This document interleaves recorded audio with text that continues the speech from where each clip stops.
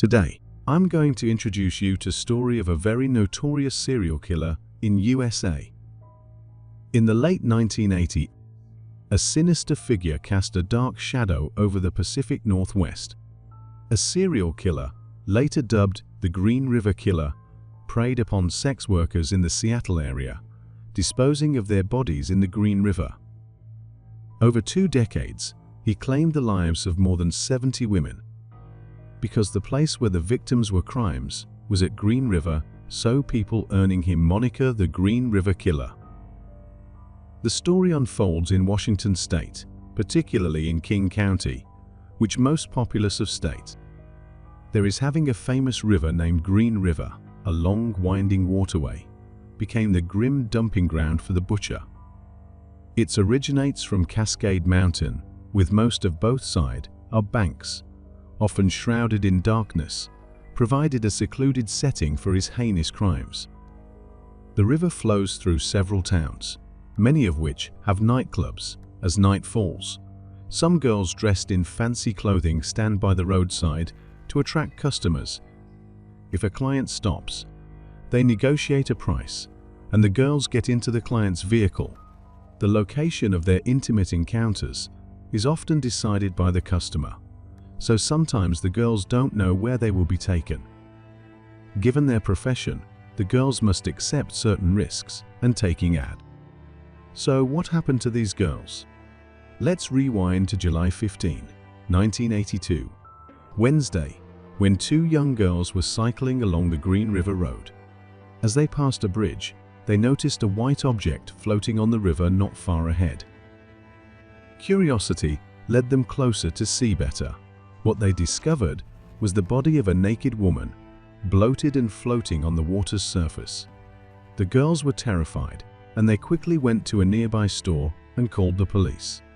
Upon receiving the report, the police quickly arrived at the scene. The body of a woman was found naked, with numerous bruises on her body, scratches on her neck, and multiple injuries to her lower body. Based on the signs on the body, the estimated time of death was about a week prior, with the cause of death being asphyxiation. Her identity was soon confirmed as Wendy Lee Cofield, who had been reported missing a week earlier. She frequently went out late at night to different nightclubs, and when she was low on money, she would resort to prostitution to fund her partying lifestyle.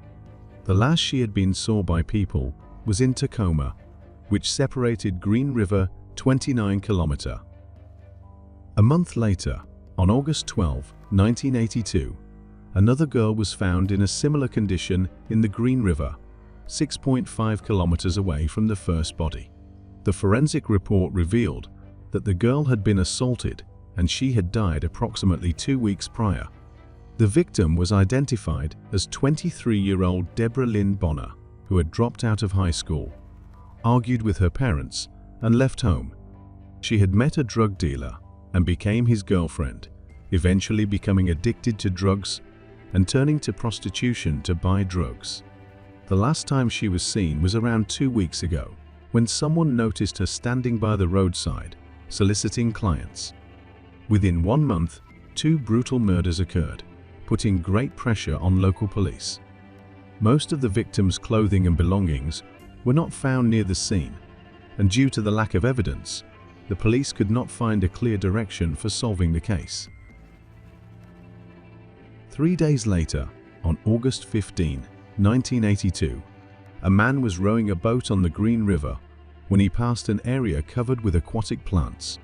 He suddenly felt as though something was staring at him from the bottom of the river. Fearing he was seeing things, he rubbed his eyes and looked more closely. As he lowered his boat into the water, he discovered 2 white, human-like figures sinking to the bottom.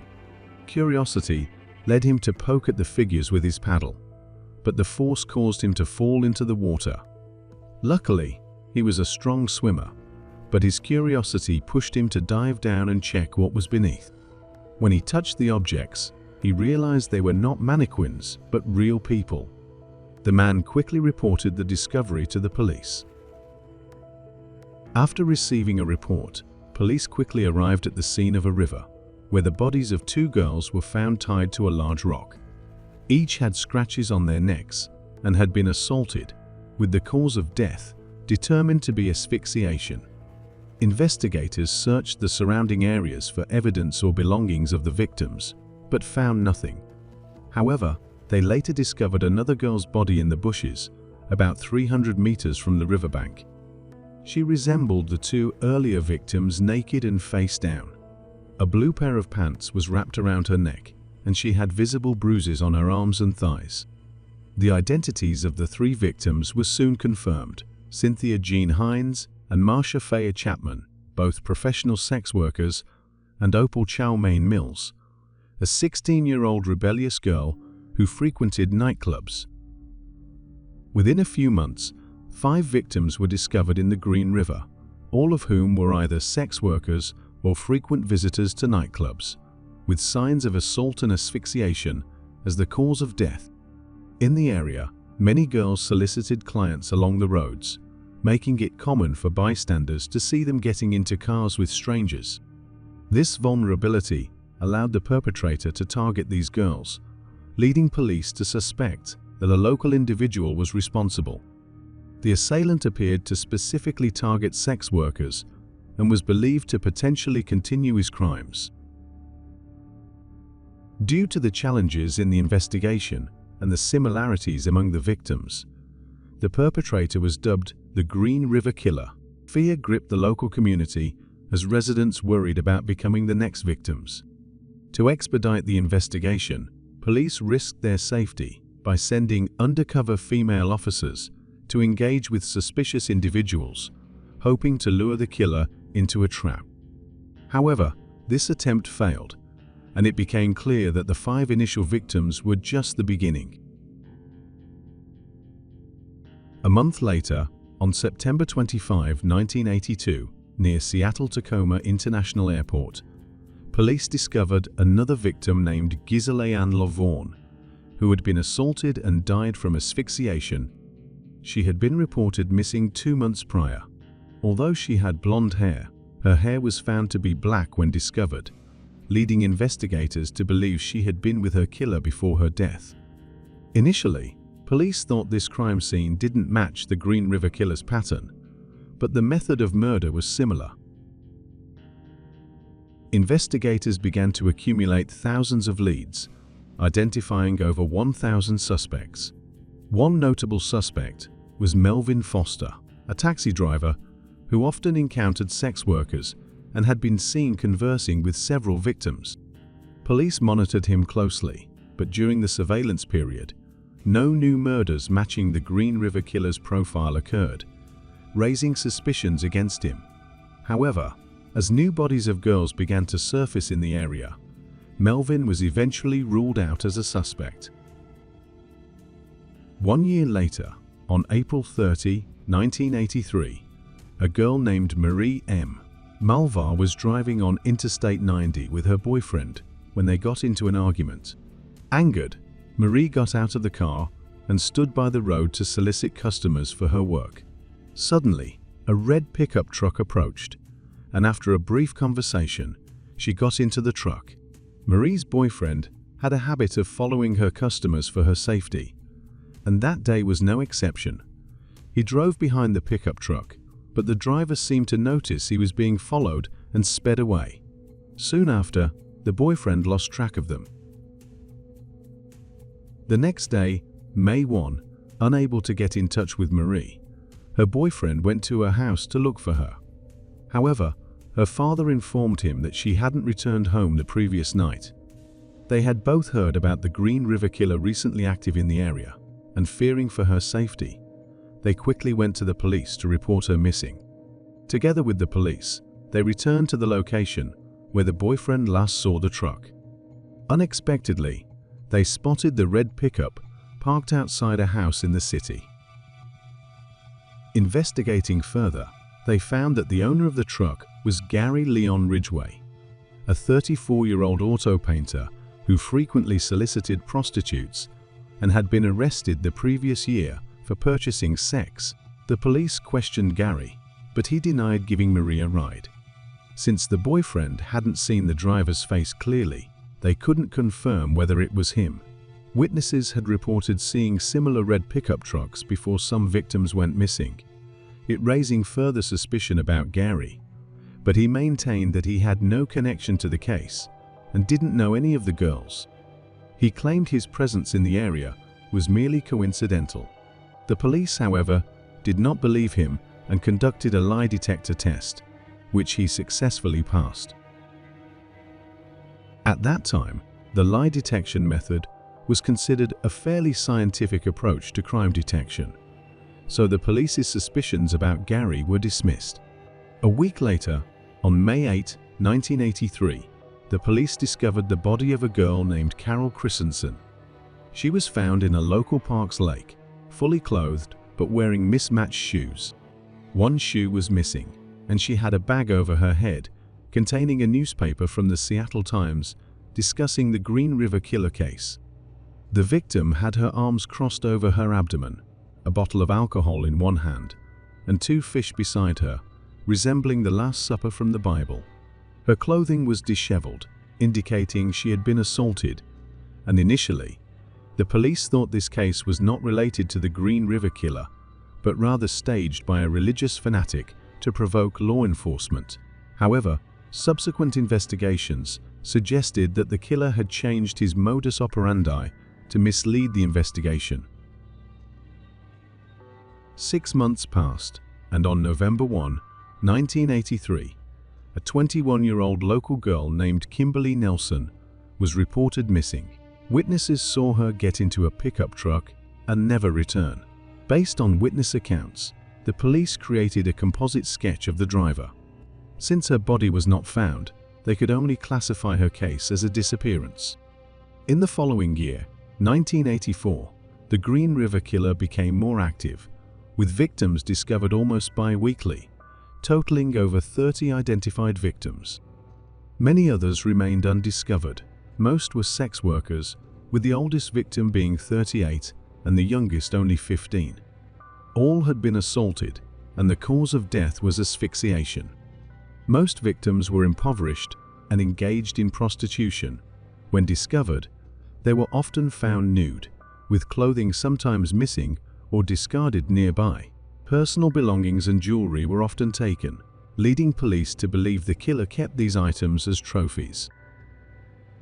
As the case dragged on without resolution, public fear grew, and residents questioned the police's ability to solve it. Under pressure, the special investigation team grew to hundreds, but this seemed ineffective. Then, one day, the police received assistance from Theodore Robert Ted Bundy, another notorious serial killer. By 1984, while the Green River Killer was active, Bundy was on death row in Florida. After learning about the case, he contacted the police, providing personal insights about the Green River Killer.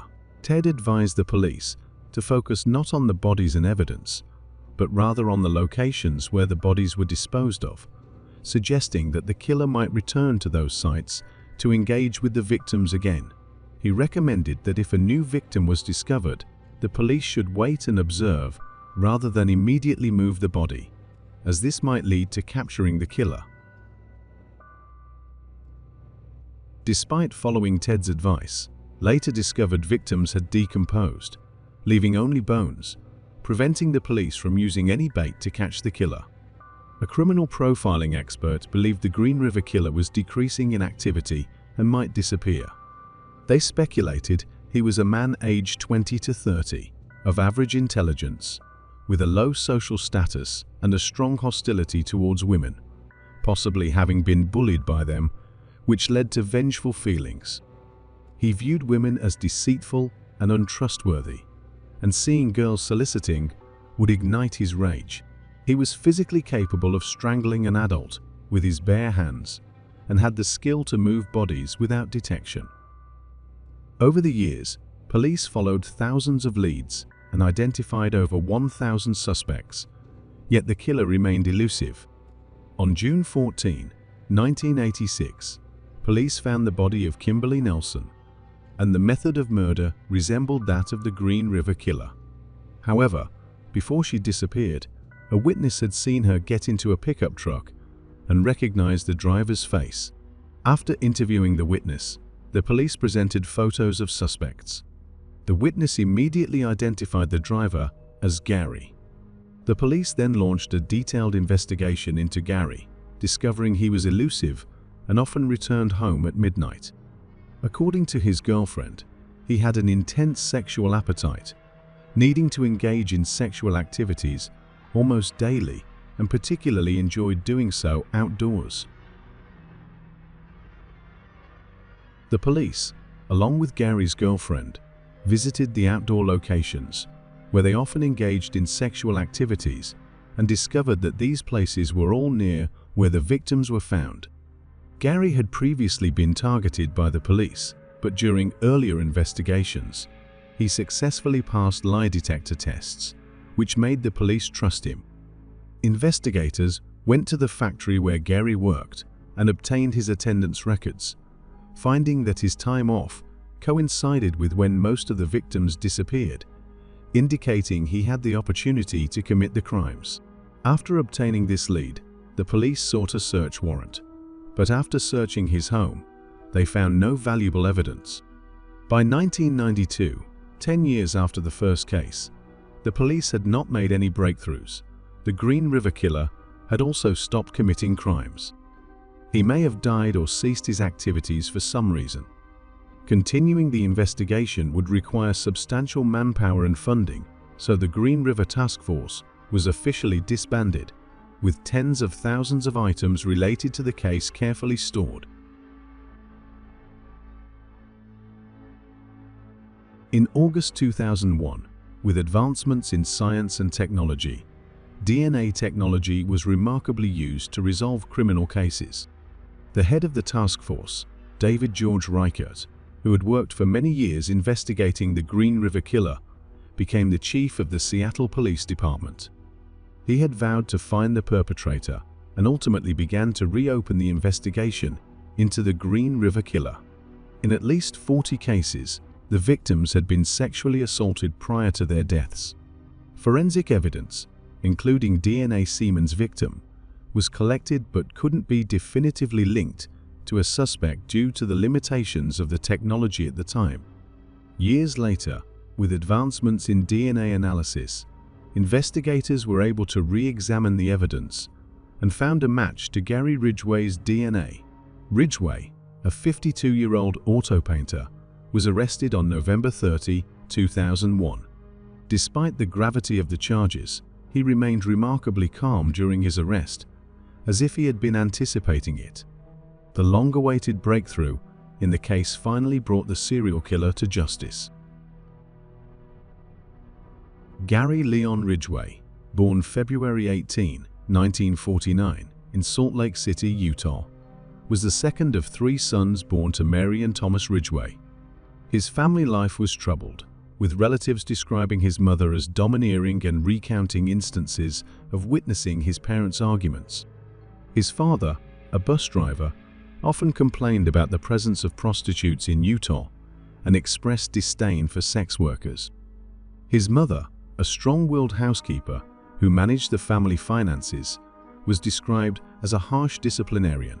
Ridgway suffered from bedwetting as a child, a condition his mother would harshly criticize. As the time passed, he developed resentment towards her and began fantasizing about harming her. He would take out his frustrations on animals, such as putting a cat in the refrigerator until it died, which made him satisfied. At 16, he attempted to kidnap and stab a young girl, but was unsuccessful. In 1969, at the age of 20, Gary married with his 19-year-old high school girlfriend, Claudia Craig. This was during the Vietnam War, and Gary served in the military, though he was not deployed to the front lines and instead worked in logistics. During this time, he frequented nightclubs and engaged in sex with sex worker, then as usual contracting gonorrhea. Despite this, he continued to seek out casual encounters. After his military service, he divorced his wife due to her infidelity and remarried in 1973. They had a son, and Gary became deeply religious, even reading the Bible at work. Gary's religious beliefs didn't prevent him from having a strong sexual drive. He often forced his wife to engage in sexual activities in secluded areas. Eventually, his wife left him. After 2 failed marriages, Gary developed a strong hatred for sex workers. His 3rd marriage was similar to the previous ones, with frequent sexual encounters in secluded locations. He began committing murders, even taking his wife to areas near his crime scenes. It satisfied his animalistic urges. For over 10 years, he committed dozens of crimes. Washington State has the death penalty, therefore. After Gary's arrest, barring unforeseen circumstances, he would face a death sentence. However, he never confessed to his crimes, and prosecutors only had enough evidence for a few cases, unable to convict him for many others. 2 years later, the prosecutor offered a plea bargain. Gary would confess to all his crimes, providing details to help locate the remaining victims. In exchange for avoiding the death penalty, Gary signed the plea agreement and detailed his crimes. He stated that each time he took the women home, had sex with them, and strangled them to death. He initially used his hands, but switched to clothing or rope because the victims scratched him. He initially disposed of the bodies in rivers, but after police discovered some, he started dumping them in forests or desolate bodies of water. As the investigation intensified, he resorted to burying the bodies. He chose sex workers because they were easier to target and less likely to be reported missing. After his first murder, he felt terrified and anxious, fearing detection. However, as time passed and his crimes remained undiscovered, his anxiety transformed into a thrill. He frequently revisited crime scenes and even had sex with the corpses. When asked why, he responded that sex workers cost money, but corpses did not. Police wanted a list of his victims, but he claimed he had killed so many he couldn't remember their names. The police found only 40 victims and believed he was connected to 71 cases. The case was later tried in King County Superior Court, where the prosecutor cited extensive evidence from 48 victims. Gary confessed in court, stating, "I have harmed so many people that I can't even count them myself." On November 5, 2003, Ridgway pleaded guilty to 48 counts of first-degree murder as part of a plea agreement that would spare him the death penalty in exchange for his cooperation in locating the remains of the victims and providing additional details. In his statement accompanying his plea, Ridgway explained that he had killed all his victims in King County, Washington, and he had transported and disposed of the remains of 2 women near Portland to mislead the police. Notably, Gary claimed to have killed 71 girls, but police only found 49 victims. Gary was incarcerated at Washington State Prison, the 3rd largest prison in the state, and a facility for death row inmates. The outcome was understandably unsatisfactory for the families of the victims, who were very angry and vehemently demanded the death penalty for Gary. The court deemed that Gary's death was not warranted, as many victims remained unidentified and their families needed closure. Following Gary's directions, the police conducted searches throughout the mountains and forests to find more victims, and the Green River Killer case reached its conclusion. Gary became the 2nd most notorious serial killer in American history. In May 2015, Gary was transferred to Florence Prison, the highest security prison in the United States. 5 months later, amid public outcry, Gary was transferred back to Washington to investigate other crimes he had committed. Although he had chosen death, he would never be able to determine which prison would be alleviated his evil in this life.